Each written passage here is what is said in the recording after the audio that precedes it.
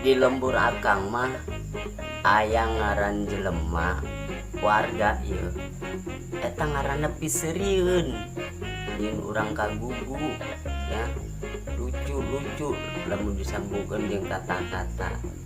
Aya hiji jalma ngaranna Gusur, eta lamun urang deuk ulin ka imah nyana aya nu nanya umpamana di jalan, "Tong, sia deuk ka mana?"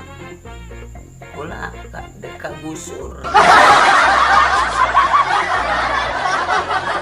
Aya deui ngaran jelema warga urang ngaranna Iling, biasa dipanggil Ling.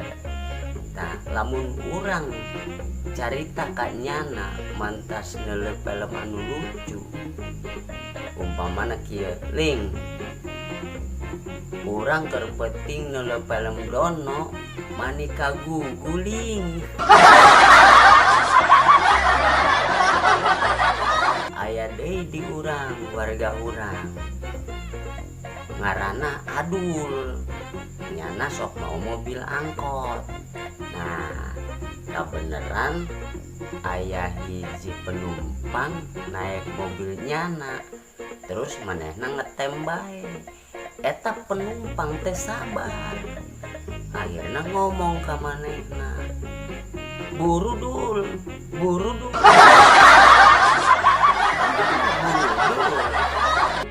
Aya deui di belah kaler di lembur urang ngaranna Ucang. Nah, biasa dipanggil Cang. Kabeneran hiji poe manehna ngaliwata dihareupeun imah Pak RW.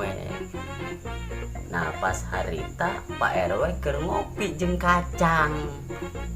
Pan ditawaran tah Mang Ucang, "Cang, deuk ka mana?" "Ka dieu urang we." "Ka dieu lan ieu ngakan kacang, Cang."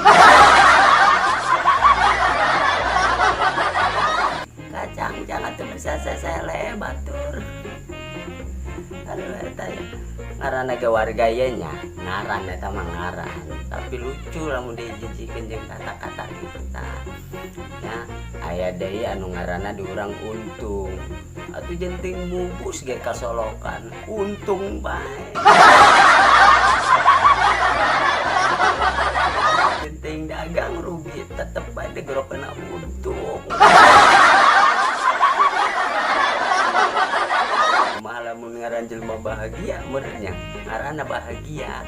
Jadi jenting keur sedih gitu digorokna bahagia bae. Umpamana nyana ragang tidak lamping ceurik, maneh bahagia, urang bahagia.